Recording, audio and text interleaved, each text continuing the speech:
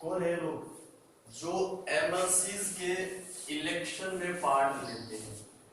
ठीक है, टोटल कितने हैं 67। अपने को पता है कि 11 तो बाहर निकाल देते हैं। कौन होंगे 11? तो गवर्नर आएगा नॉमिनेट करके चला जाएगा। कितने बच गए 56। इन 56 को इलेक्ट करने के लिए हमने 4 जगह से लोग बुलाए हैं, अलग अलग ग्रुप से। यहाँ पर कौन है लोकल इंस्टीट्यूट वाले, यानी कि कौन हो गए जिला परिषद, नगर पालिका, म्युनिसिपैलिटीज। यहाँ पर कौन है लेजिस्लेटिव असेंबली के मेंबर वो। फिर यहाँ पर कौन है ग्रेजुएट्स, यानी जिन्होंने कॉलेज कंप्लीट कर ली है। आई बात समझ, ग्रेजुएट को तो पता ही है। और कितना टाइम हो गया कॉलेज को कंप्लीट किए हुए? कहाँ से? हाँ 3 इयर्स हो गए। लास्ट ग्रुप जो है वो किसका है? टीचर्स का है, जिन्हें पढ़ाते हुए भी कितना टाइम हो गया है 3 इयर्स। लेकिन पढ़ा कहाँ रहे हैं? सेकेंडरी या हायर एजुकेशन, मतलब या तो 12th क्लास को पढ़ाने वाले गवर्नमेंट टीचर या जो गवर्नमेंट कॉलेजेस हैं, ठीक है, उनके टीचर्स। तो ये 4 ग्रुप वाले मिलकर एमएलसीज के जो 56 मेंबर हैं इनको इलेक्ट करेंगे। ठीक है, फर्स्ट देखते हैं electoral college of local institutions. इसमें आपको कल बता दिया था म्युनिसिपैलिटीज आएंगी, जिला परिषद आएंगी। वो लोग किसका 1/3 इलेक्ट करेंगे, ये याद रखना, 67 का 1/3। आगे electoral college of legislative assembly, यानी उस स्टेट के अंदर जो असेंबली है वो लोग मिलकर कितने लोगों को इलेक्ट करेंगे 1/3। किसके? 67 के 1/3। इतनी मैथ तो पता ही होगी। आगे है ग्रेजुएट्स, यानी this is the electoral college of those person who live in the same state. मान लो अगर राजस्थान के एमएलसी का इलेक्शन हो रहा है तो ग्रेजुएट किए हुए लोग कहां के होने चाहिए? राजस्थान के, यानी यहाँ का वोटर आईडी उनके पास होना जरूरी है। और उन्हें एग्जाम क्लियर किए हुए कितने साल हो गए? 3 साल। ये मिलकर किसको इलेक्ट करेंगे 67 के 1/12 को। आई बात, उनके पास ज्यादा अधिकार है 1/3, इनके पास थोड़ा कम अधिकार है। कितने लोगों को करेंगे 1/12। फिर आता है इलेक्टोरल कॉलेज ऑफ टीचर्स, यानी उसी स्टेट के जो टीचर जो गवर्नमेंट स्कूल 12th तक की जो हाई सेकेंडरी स्कूल्स है उसके अंदर पढ़ाते हो, और हायर एजुकेशन इंस्टीट्यूट यानी कॉलेजेस के अंदर। प्राइवेट कॉलेज नहीं चलेंगे, केवल गवर्नमेंट कॉलेज की बात यहाँ पर हो रही है। कितने टाइम हो गया उन्हें पढ़ाते हुए? 3 इयर्स। ये भी कितने लोगों को इलेक्ट करेंगे 1/12। इतना समझ में आया? अब इसको आगे एग्जांपल से समझाऊंगा। ये समझ में आया? ये बताओ।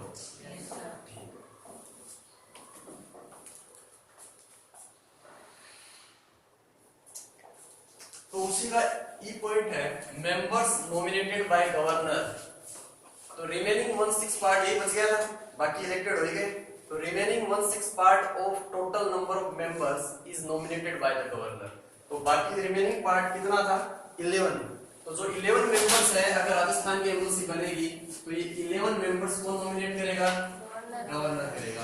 कहां से आएंगे?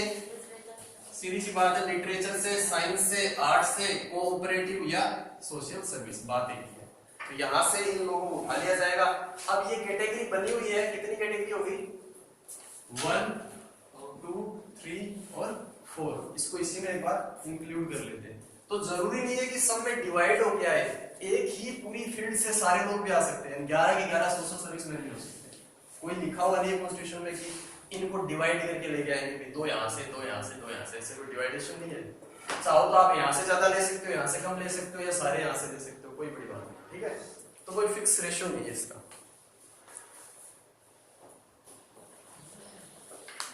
पॉइंट नंबर 3 है qualifications of the members. Legislative council के मेंबर की बात हो रही है, देख सकते हैं। For membership of legislative council, same qualifications are required as for the legislative assembly। यानी लेजिस्लेटिव असेंबली के मेंबर बनने के लिए जो क्वालिफिकेशन हमें चाहिए, जैसे he should be citizen of India, एक ही पोस्ट पे रह सकता है, वो सारी चीजें सब सेम है। द ओनली डिफरेंस, सिर्फ एक डिफरेंस है, is about the age limit, यानी एज लिमिट का डिफरेंस है, which must be 30 years for the legislative council, यानी काउंसिल के लिए आपकी एज लिमिट कितनी दे रखी है? 30 इयर्स। अपार्ट फ्रॉम दैट, इसके अलावा, ठीक है, एक चीज और जोड़ दी, the elected members should be registered as voter in their constituency. मान लेते हैं कि पिलानी की विधानसभा से कोई खड़ा हो रहा है, जो भी सीट है वहां से खड़ा हो रहा है, उसके पास वहीं की वोटर आईडी चाहिए, ठीक है।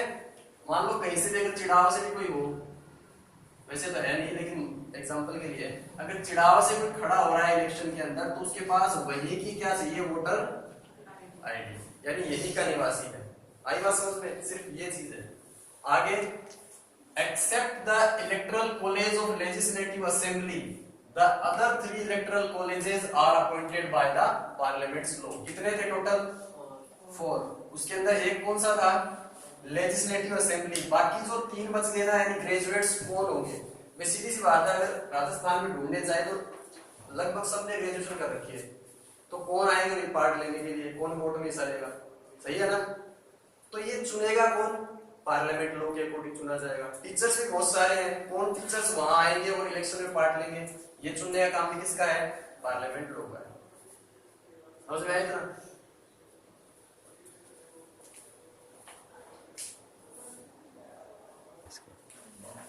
देखो, tenure, the legislative council is a permanent house.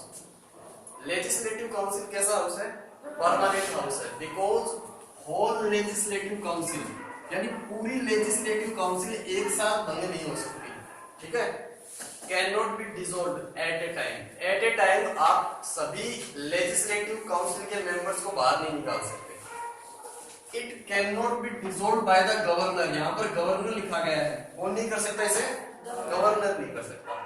The tenure for the MLC is 6 years, यानी हाउस का कोई भी टाइम नहीं है, इसके मेंबर्स का टाइम है। आई बात समझ में? वहां भी राज्यसभा का कोई टेन्योर नहीं था, राज्यसभा के मेंबर्स का टेन्योर था।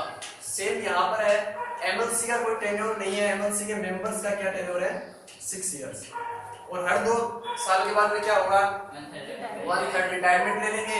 जैसे ही 1/3 रिटायरमेंट लेंगे, ये जगह खाली होगी, तो वेकेंट सीट के लिए दोबारा से क्या हो जाएंगे? New election. तो हर 1-2 साल के अंदर लेजिस्लेटिव काउंसिल का क्या होता है?